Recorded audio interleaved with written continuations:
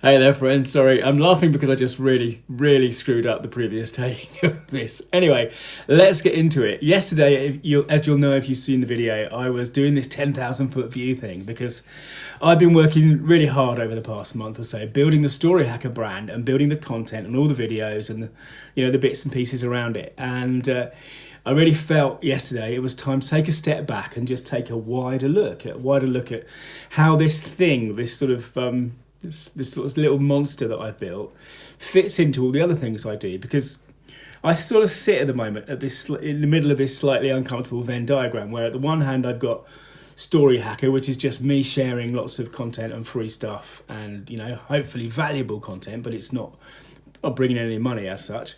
And then you've got my consultancy business, my professional business, where I help entrepreneurs and leaders tell better stories for profile, persuasion, or profit, whatever it might be.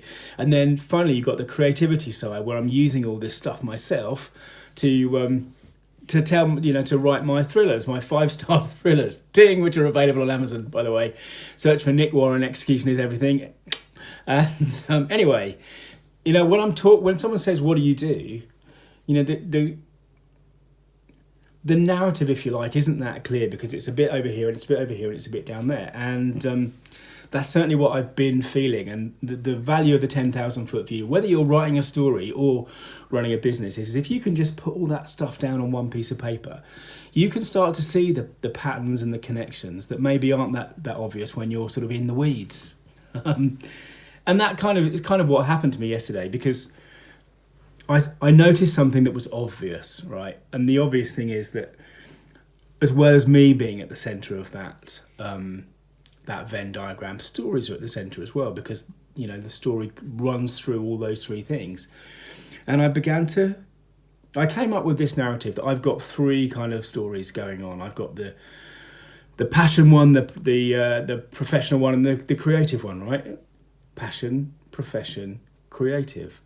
And that means if as soon as I got that, I began to see a way that I could talk about myself. I'm passionate about stories, so I run this free storyhacker.tv channel and podcast that helps other people tell better stories. And I'm professional. I've got this professional business that helps other businesses tell better stories for all the good reasons that they really need them. And lastly, I'm creative. I use this stuff in my day-to-day life to write 5-star thrillers. And I don't know whether you can see, but just doing it in that way,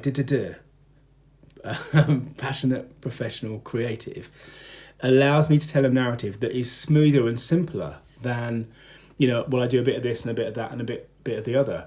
And I don't know whether you've seen the video where I talk about the 3 reasons that stories really work for business, but one of the ones I think is most powerful and least talked about is this idea that stories simplify the world. And we use them very often because telling ourselves a simple story is much easier than actually going through the kind of cognitive work